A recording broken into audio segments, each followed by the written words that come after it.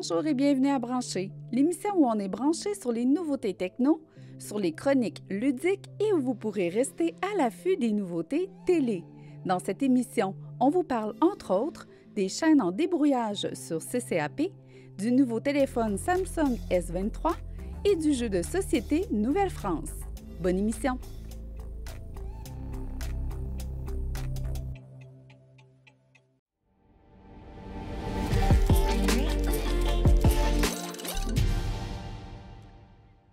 Bonjour, ici Marie-Frédérique, votre animatrice de Brancher pour la saison 2023 d'hiver. Et aujourd'hui, je vous parle d'un sujet qui a complètement enflammé le web durant le temps des fêtes. Et oui, tout le monde a voulu refaire son portrait avec l'intelligence artificielle. Comment ça fonctionnait? C'était super simple. On prenait 15 photos approximativement, dépendamment de l'application que vous utilisiez. Et le robot pouvait générer un portrait de vous sous plusieurs angles, en manga, en dessin animé. C'était complètement stupéfiant. Mais qu'est-ce qui l'est encore plus, c'est que l'intelligence artificielle devient de plus en plus mainstream. Donc, on est capable de l'utiliser dans notre quotidien pour nos tâches.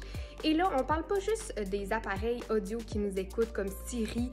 Non, on parle d'outils qui peuvent réellement nous aider. Et c'est dans cette chronique-ci que je vais vous en parler. Effectivement, l'intelligence artificielle va être utilisée pour générer des textes, générer des dialogues avec vos clients même ou même vous l'utilisez de parler avec un robot, de générer des images ou même de créer de la musique. Et oui, restez avec nous pour en savoir plus. Ma première utilisation de l'intelligence artificielle qui est devenue mainstream, donc super populaire, c'est la rédaction de texte. En fait, l'intelligence artificielle permet de non seulement réécrire le texte, mais aussi de vous aider à trouver de l'inspiration sur un sujet que vous lui donnez. Donc, vous pouvez lui donner certains mots-clés et à partir de ces mots-clés-là, l'intelligence artificielle peut rédiger des articles pour vous, des slogans, vous trouvez un nouveau nom d'entreprise. Bref, vraiment, quand vous avez une panne de créativité, c'est tout à fait utile. Donc, si vous voulez rédiger aussi une carte de souhait et que vous manquez d'inspiration, pourquoi pas utiliser ce genre d'application-là.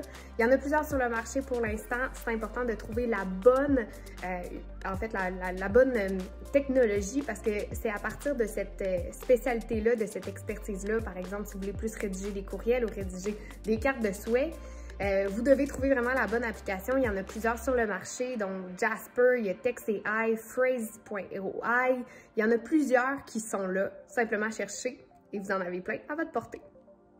La deuxième utilité qui est vraiment surprenante, c'est ChatGPT qui change complètement en fait l'intelligence artificielle, comment on l'a connue. Non seulement elle gère pas juste des images ou du contenu qui est fixe, là on parle vraiment d'un dialogue qu'on est capable d'avoir avec un robot.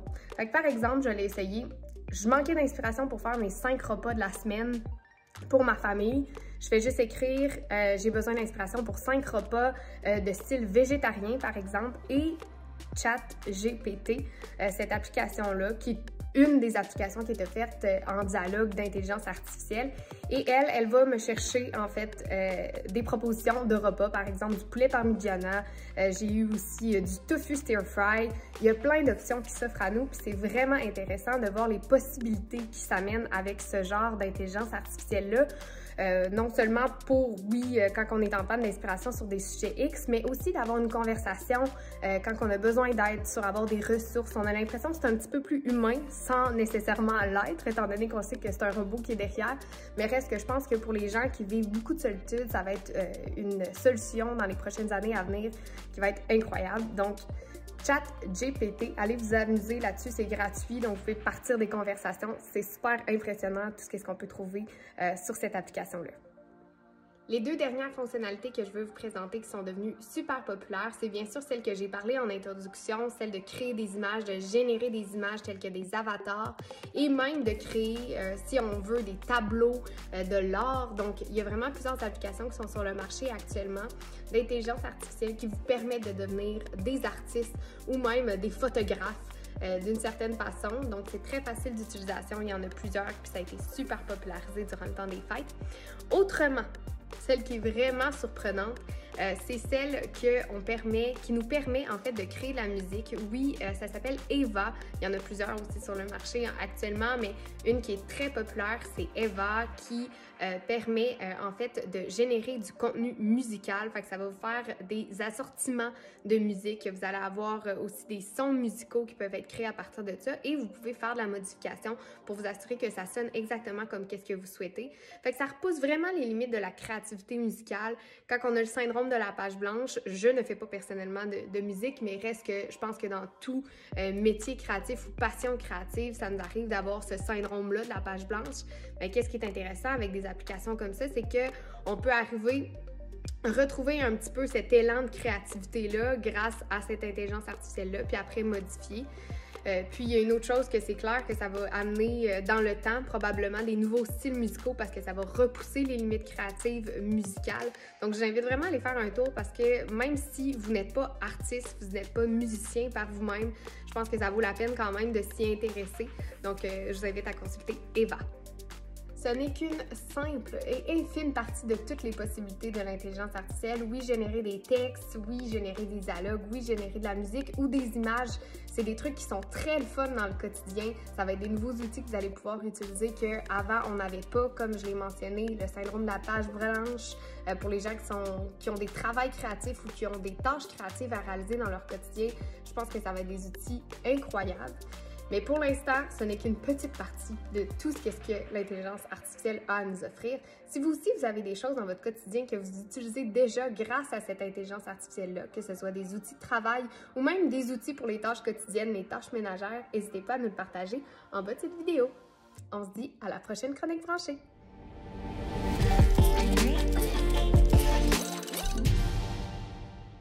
Aujourd'hui, on vous propose 10 emplois en technologie parmi les plus en demande au Canada.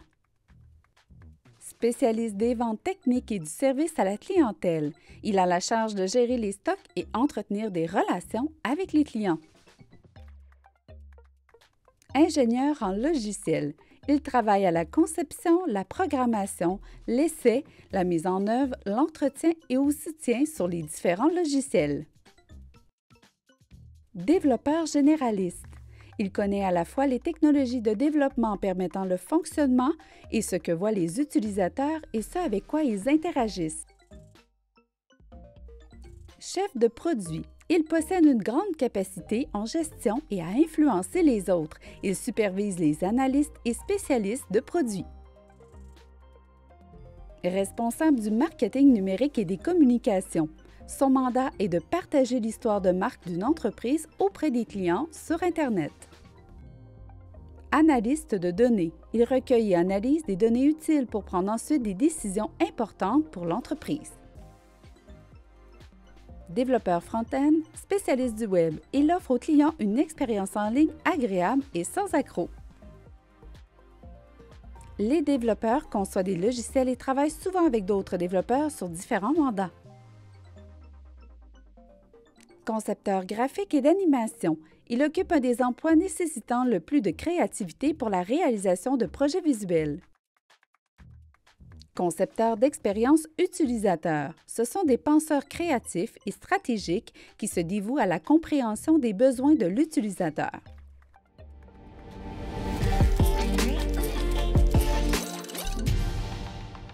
Le geek du Nord, c'est moi. Passionné de culture pop, mais surtout de jeux de rôle et de jeux de plateau. Mais attention, je ne parle pas de Monopoly ou de jour de paye ici, mais de jeux avec des règles avancées qui s'adressent à des joueurs expérimentés, voire experts. J'ai d'ailleurs un premier invité à vous présenter, Jacques-Dominique Landry, concepteur du jeu Nouvelle-France. On va le rencontrer ensemble. Jacques-Dominique Landry, merci d'avoir accepté de te prêter au petit jeu. Merci de l'invitation. Très, très honoré. Ben écoute, ça fait plaisir. Peux-tu tout d'abord, avant qu'on rentre dans le vif du sujet et qu'on parle de tes jeux que tu as conceptualisés, est-ce que tu peux nous parler d'abord de qui est Jacques-Dominique Landry? D'où vient-il? Qui est-il? Formidable robot d'un temps nouveau. Ouais, un peu cette époque-là. Moi, dans le fond, je suis originaire de Chicoutimi. J'ai travaillé quelques années à Montréal, mais je suis à Québec depuis les années 80, début des années 90. OK. Je suis designer graphique, donc je fais du design graphique. J'ai travaillé très longtemps en agence, presque 25 ans pour des firmes, beaucoup en branding et en packaging. Depuis 8 ans, je suis à mon compte. Et le fait d'être à mon compte, ça me permettait d'aller chercher mes propres clients, de faire de la pige et aussi d'ajouter l'idée d'enseigner. Donc, je suis chargé de cours maintenant à l'université en design d'emballage, en packaging. À Laval? Oui, à l'université Laval. Et depuis 3 ans, formateur pour Mycelium, qui est un incubateur au grand marché pour les entreprises en alimentaire. Donc, encore là, je donne de la formation pour le branding et le packaging. Beaucoup d'expérience. Et oui, vraiment, j'en ai pas mal. Là, ça commence à faire en sorte que je peux redonner un peu, enseigner aux étudiants, mais aussi aux professionnels qui sont dans l'alimentaire. Parle-moi de ta passion pour les jeux de plateau. Ça vient de où? Ça a commencé quand, ça? Ben, vraiment, c'est de mon enfance. À l'époque, moi, c'était dans les années 70, donc c'était le clou, jour de paye. Risque? Risque, je l'avais pas, parce que c'était une époque où on avait moins de jeux qu'aujourd'hui. Okay. Donc, souvent, on avait des amis qui avaient tel jeu. J'avais un ami qui avait les grands maîtres. Donc, on faisait en sorte de pouvoir alterner chez l'un et chez l'autre pour jouer à plein de jeux. Donc, avec mes frères, on a joué vraiment là, des étés complets à des jeux. On a joué beaucoup. Puis, à l'époque, j'avais eu l'idée d'en inventer un. Donc, moi, je vendais des boissons gazeuses au Colisée à Chicoutimi. J'avais inventé un jeu sur cette thématique-là du vendeur ça s'appelait Pourboire. Tu avais quel âge? Ah, j'avais 13 ans, 13-14 ans. Puis, je m'étais dit, ça serait vraiment cool un jour d'en faire un. Fait que c'est resté pour moi un rêve à me dire, peut-être qu'un jour, je ferai un jeu de société. Et qu'est-ce qui a été l'élément déclencheur pour que finalement tu le fasses? Bien, c'est qu'au début des années 2000, j'ai un de mes amis qui m'a fait redécouvrir les nouveaux jeux de société, les jeux modernes. Donc, j'allais chez lui, là, il y avait Catan, il y avait Les Aventuriers du Rail.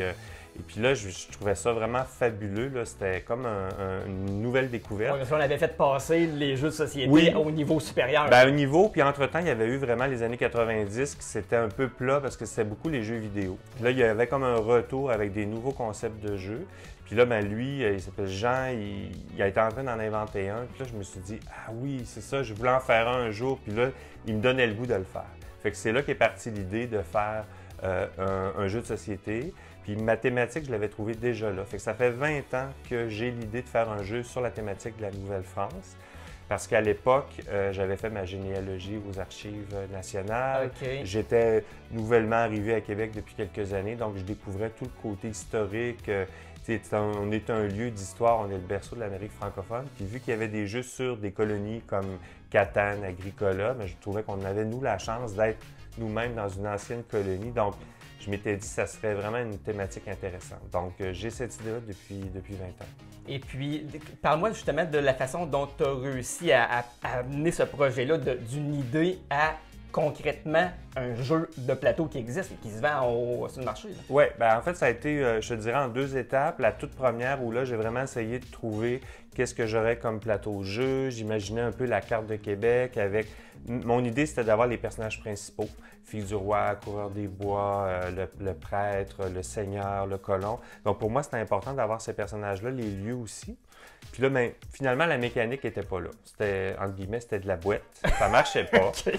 Fait que là, j'ai laissé ça un peu de côté. Je suis devenu papa. Donc ça aussi, ça a pris beaucoup de temps. Fait que j'ai laissé ça en dormance. Puis peut-être 7-8 ans ou presque 10 ans après, j'ai des amis à moi, dont Étienne et Jean-Thomas Rioux, qui ont fait un Kickstarter. Ils ont gagné un prix, ils ont fait un Kickstarter.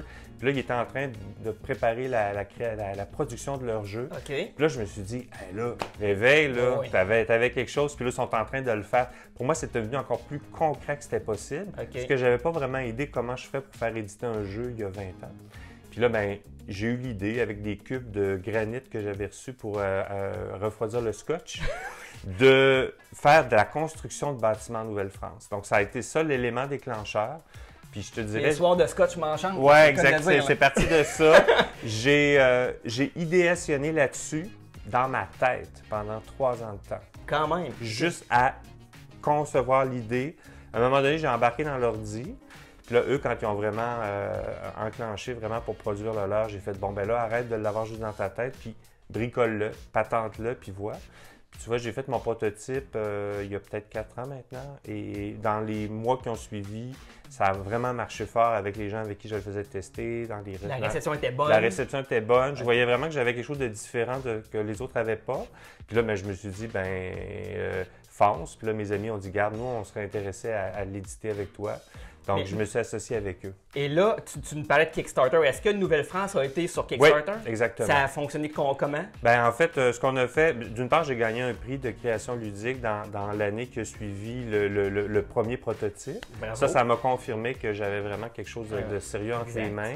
Puis là, on s'est mis dans la préparation du Kickstarter. Mais un Kickstarter, là, c'est presque une année de préparation. Il faut compléter le jeu. Nous, on a fait des prototypes. On les a envoyés à travers le monde pour avoir des reviewers, des spécialistes de chaînes de jeux qui parlent des jeux à venir et tout ça. Fait que ces vidéos-là, aux États-Unis, en Europe, on avait des reviews en polonais, on avait vraiment, oui, tout ça. Et là, ça fait en sorte que quand on lance la campagne de financement, les gens peuvent aller consulter les vidéos pour parler du jeu.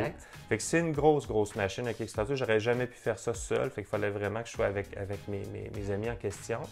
Puis la campagne a réussi, mais ça a été épique comme campagne. On a réussi à atteindre notre objectif sur les fesses, comme on dit, à 1h30 de la fin. Ah ouais, ça c'est stressant. Ben oui, puis même on se demandait, c'était un peu limite aussi pour avoir le budget qu'il faut pour le réaliser.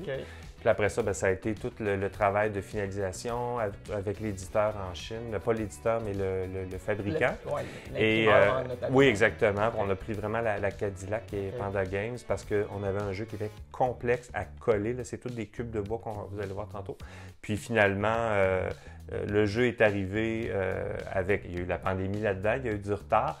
Mais finalement, en 2021, début mars 2021, donc ça va faire 2 ans bientôt, le jeu est arrivé. On avait eu dans la campagne 300 Américains qui avaient acheté, 250 Européens, 300 Québécois, puis on avait donc imprimé 1500 copies en tout. Et c'est un jeu qui coûtait cher à produire, il faut dire. Et nos 600 copies qui nous restaient à vendre au Québec ont été achetées par les boutiques 2 mois après l'arrivée du bateau, si on veut. Donc, présentement, là, ça va faire 2 ans bientôt. Il y a moins de 50 boîtes à vendre au Québec. Donc, c'est difficile à trouver. Là. Si quelqu'un qui nous regarde aujourd'hui voulait acheter Nouvelle-France, il faut qu'il travaille. Là. Ben, je veux dire, on peut aller sur la page Facebook de mon jeu qui est Créateur ludique. Puis je donne la liste des boutiques. Celles qui restent encore, il faudrait quand même vérifier, là, mais il n'en reste pas beaucoup. Et là, tu t'étais associé avec Jack Bro, je pense. Ben, c'est ça, Jack Bro, c'est Jean-Thomas. C'est l'éditeur. C'est ça, c'est mes amis. Dans le fond, c'est une maison d'édition. C'est des amis qui font ça un peu à côté de leur travail. Comme loisir un peu. Exactement. Donc, Nouvelle-France, c'était leur 3e jeu édité.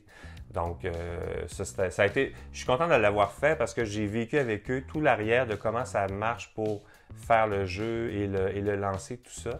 Mais c'était du travail. C'est nous-mêmes qui partions à travers le Québec, porter les boîtes et tout ça. Par contre, heureusement, tout s'est terminé là, de bonne façon, puis on a vendu tout ce qu'on avait à vendre. Merveilleux, félicitations. Merci beaucoup. Jacques-Dominique, tu as travaillé sur d'autres jeux également. Est-ce que tu peux nous faire un survol rapide des autres concepts sur lesquels tu as travaillé jusqu'à présent? Ben, en fait, ce qui est arrivé, c'est qu'à la fin de Nouvelle-France, il n'y avait pas vraiment de possibilité de réédition avec mes amis. Ça aurait coûté très, très cher. C'était vraiment presque 100 000 $ pour réimprimer 5000 jeux. Donc, ce que j'ai fait, c'est que je me suis tourné vers des éditeurs à l'international qui seraient intéressés à le prendre en main parce que justement, ils auraient les reins plus solides, si on veut. Donc, j'ai lancé des perches à des éditeurs. Il y a Matagot qui m'a répondu, il trouvait ça génial, mais qui trouvait qu'il était trop compliqué à éditer. Mais j'ai quand même, j'allais dire, j'ai gossé un peu. J'ai réussi à y envoyer une copie qui était à Lyon, donc à Bordeaux. Là, je parlais avec Arnaud Charpentier et il a essayé avec sa famille, puis il m'a dit, garde, on va lui donner une chance à ce jeu-là, ça vaut vraiment la peine. J'ai dit, je ne dis pas si on va réussir, mais je vais mettre mes équipes là-dessus. Fait que ça a été, dans le fond, pendant 6 mois, ils ont fait des vérifications pour le marché français, belge et canadien. J'ai eu vraiment l'impression en cours de route que ça semblait pas chaud à ce que ça fonctionne. Là, je me suis dit, puis Arnaud, je ne savais pas c'était qui, mais finalement, j'ai su que c'était le président de Matagot. OK, bon. Fait que là, il me dit, garde. Fait que moi, je me suis dit, j'ai la chance d'être en contact avec eux autres, là. Fait que là, il faut que je fasse quelque chose. ça se peut que Nouvelle-France, ça serait un deuil à faire. Fait que ce que j'ai fait, c'est que j'ai pondu un deuxième concept qui est City Tour Paris, qui est un jeu beaucoup plus simple à produire, puis qui pourrait devenir City Tour New York, City Tour Londres. Bref, ça pourrait se décliner un peu comme les Aventuriers du Rail. Puis quand j'ai eu la confirmation par Arnaud que Nouvelle-France n'aurait pas de suite, j'ai profité, j'ai dit « Ah, j'ai peut-être une petite demande spéciale. » J'ai envoyé et ils ont trippé. Ils ont dit « Garde, si tu veux, on l'hésite avec toi pour 2024. » OK, donc ce jeu-là n'est pas encore disponible, mais il est en voie de production. Moi, je l'avais vraiment complété, testé dans des événements ludiques au Québec. J'ai écrit les règles, j'ai préparé mon prototype, je l'ai envoyé là. Là, j'ai eu un hasard de la vie qui a fait que moi, cet été, en fait, avec les sous que j'ai fait avec Nouvelle-France, on s'est payé avec mon épouse et mes enfants un voyage en France cet été. Quand même. Et la don a fait que la même date où on était à Paris, il y avait un événement ludique à Paris. Et les gens de Matagot m'ont dit, vu que tu es là, si tu veux venir faire jouer ton jeu dans notre kiosque aux Parisiens, ça serait cool. Ben oui. Fait que ça a été chouette. Puis j'ai eu le temps de jaser avec eux en masse aussi. Puis là, j'ai eu des nouvelles d'eux récemment. Donc, à partir de la moitié de 2023, on va travailler sur la finalisation. Puis là, ben, je me suis dit, bon, c'est long, 2024 avant que mon jeu sorte. Je vais en pondre un autre. Qui est Tadoussac. Donc, Tadoussac, je l'ai pondu cet été. Je l'ai fait tester encore là dans les événements ludiques cet automne.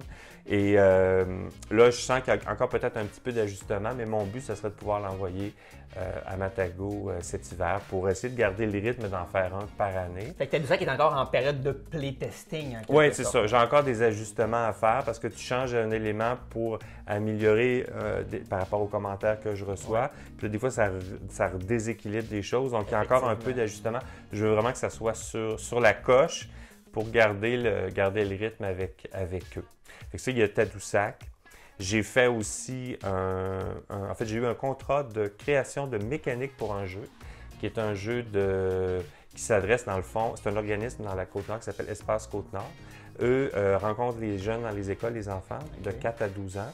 Et on leur parle de la violence que les enfants subissent, l'intimidation, le fait d'être sur Internet ou même dans la rue, tout ça. Fait que c'est un jeu où il faut... Exactement. Donc, l'idée, c'était de faire un jeu pour que les enfants le ramènent à la maison, jouent avec les parents, puis que ça discute de tout ça. Susciter la discussion, la réflexion. Oui.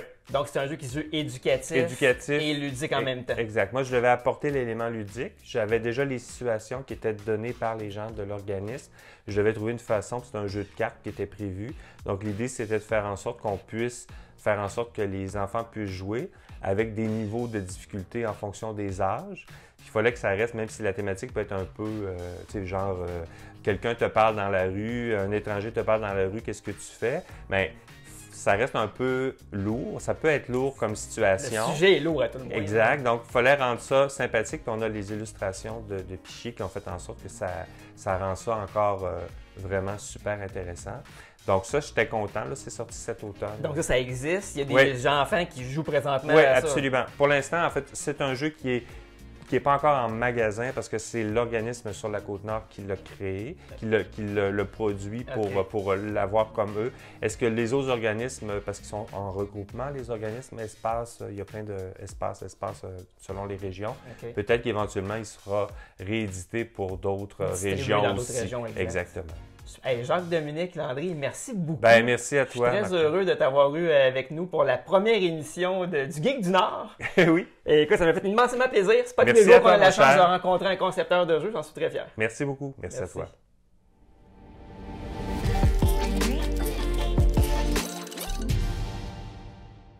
Quelques chaînes sont en débrouillage pour tout le mois de mars.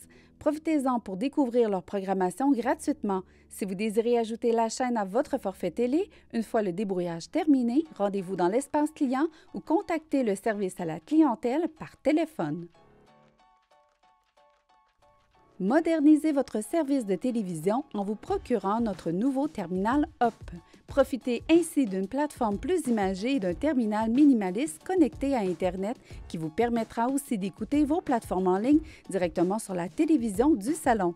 Vous voulez l'essayer? C'est le bon moment. Le terminal est en promotion actuellement à 100 $ pour une durée limitée. Renseignez-vous. Les nouveaux téléphones de la série Samsung Galaxy S23 sont maintenant arrivés. Munis de caméras ultra performantes allant de 50 mégapixels à 200 mégapixels et du mode nuit, vos photos seront encore plus remarquables. Passez nous voir à nos bureaux pour plus de détails.